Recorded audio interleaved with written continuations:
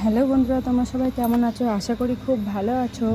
তো এখন সন্ধ্যা হয়ে গেছে, তো কিছু খেতে ইচ্ছে করছে, তো ভাবছি কি বানাই। তো গিয়ে চলো দেখি সারপ্রাইজ। কড়াইতে জল দিলাম, তারপরে তো চাউমিনই বানাবো। তারপরে দুটো ডিম নিলাম, 3 প্যাকেট চাউমিন নিলাম, নিয়ে গরম জল হয়ে গেছে।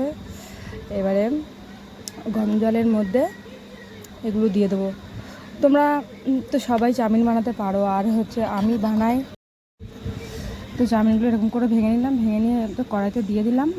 দেওয়ার পরে সেদ্ধ হয়ে যাবে যখন, নামাবো। ছেলেকে বললাম, ছেলে বাবু খুন্তিটা দিয়ে এইভাবে নাড়াতে আবার 1 প্যাকেট দিতে বাকি ছিল, সেটাও দিয়ে দিলাম।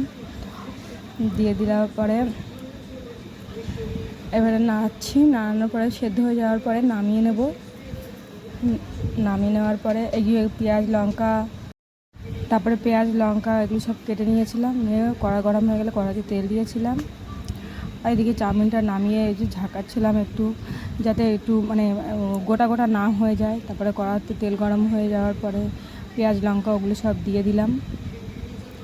দিয়ে নাড়ানোর পর অল্প একটুখানি লবণ দিলাম, লবণ দিয়ে ডিম ভেঙে দিলাম। 2টো ডিম এরকম করে ভেঙে দিয়ে নাড়ানাড়ি করে নিলাম। নেওয়ার পরে একটু বেশ ভাজা মতন হয়ে যাওয়ার পরে চাউমিনগুলো দিয়ে দিলাম। তাও দেখো বন্ধুরা, চাউমিনটা বেশ কেমন একটা বেশ দলা মতন হয়ে গেছে। তবু গরম ছিল বলে আমি হাত দিচ্ছিলাম না।